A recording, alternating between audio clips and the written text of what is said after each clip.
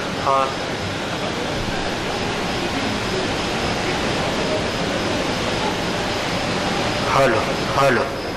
Hello.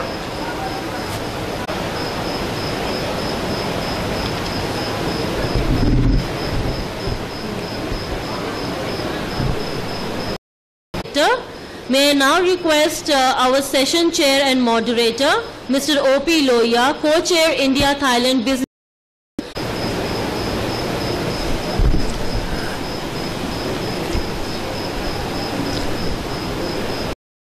Development objective can be achieved by countries through cooperating among themselves and desirable to create a one-size fit for response. Considering this broadly situated in the South Asian context, the conceptual underpinning of RBCs of trade and investment integration and adopting an integrated approach towards trade in goods and services and foreign direct investment in each other countries. Both regions have witnessed significant increase in demand for textile after signing of India-Asean SICA distribution and support to the final consumer. Current trends suggest that most of the goods and a fair share of services are produced by various countries. Learning, innovation and industrial upgrading, apart from benefiting from economy of scale, firms through participation in RBCs acquire new competence. Myanmar, which is coming up in garments, can take advantage of India by importing clothes from India and stitch and export to our influence. Asia, especially the Asian continent, become all the more important for maintaining economic armstick. If one could only say so, therefore a united ASEAN-India voice.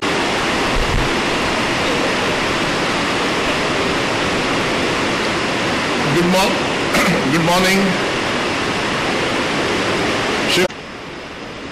Thank you, Mr. Loya. At the outset, would like to thank CII. ASEAN countries too have competencies complementary to each other. Our entire region, ASEAN and India, is home to a fifth of the world population and is considered to be the fastest growing region in the world. The projected regional GDP growth is estimated to attract large investments in this segment. The firms need to be vertically integrated to exploit the economies of scale. Understanding how SMEs engage in GVCs is critical to spreading the benefits from participation. Beyond financing, such as in particular firm level data, and for this inter-regional cooperation will enable greater participation in data mining and validation. As countries open markets that have evoked hope amongst those involved. Earlier in the day,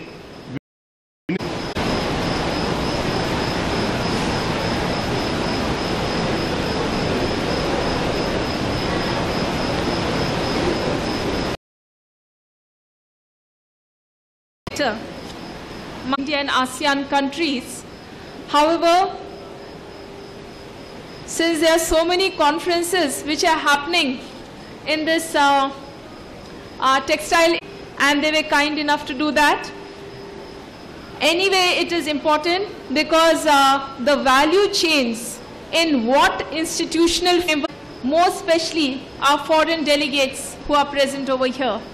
I see we have a lot of people over here. I am also delighted to share this forum with Didiet Maulana, designer and founder of ICAT Indonesia, and multi-layered, multipolar setting that we are increasing the talks about Indo-Pacific, recognizing the indispensable and inseparable role of ASEAN and India has had its roots, as you all know, with India's strong cultural influence, especially in the Southeast Asia, peace, stability, and sustainable development concerns in the region. It is with this vision, the ASEAN Declaration, where the broad principles of ASEAN were laid.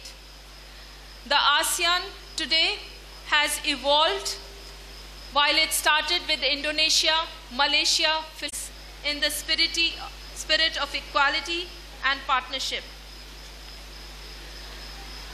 The development of Indo-ASEAN relationship and followed by ASEAN-India investment agreement in 2014 and also with the ASEAN in substantially all trade in goods.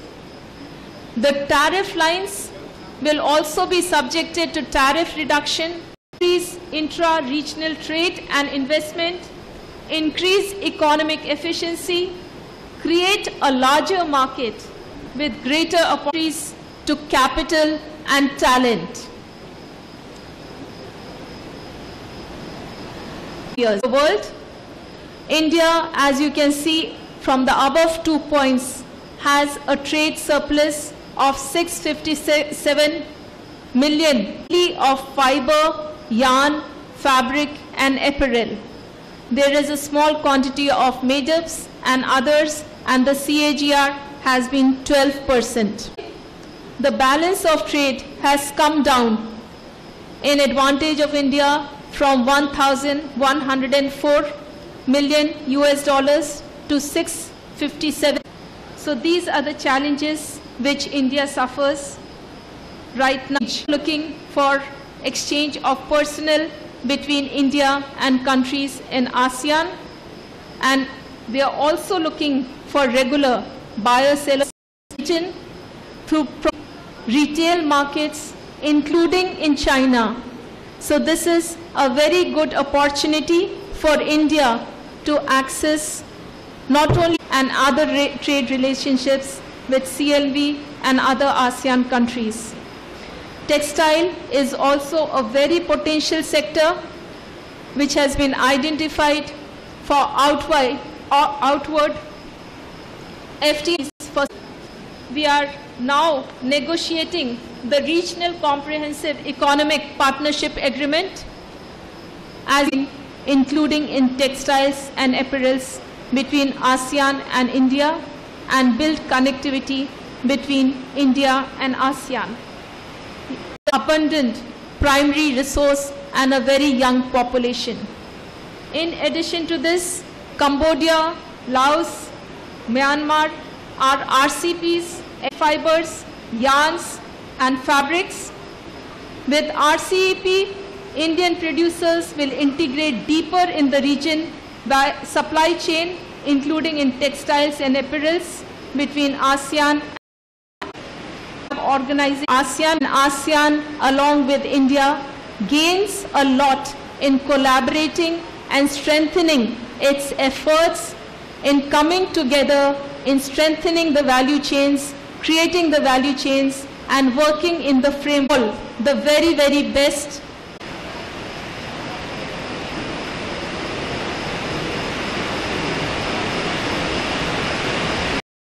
About half from European Union already.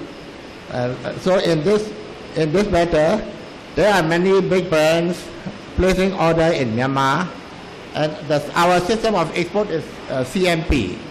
We need a lot of investors for the supply chain to invest and produce the fabric and raw material in our country. So you can extend another 20 years, will become 70 years. And all the imported machinery and raw material are zero tax, and the export is also zero tax. This is the new benefits by the new investment. Producing in Myanmar, you can come and invest in making fabric in Myanmar. The lead time will be short, and you can benefit the EU GSP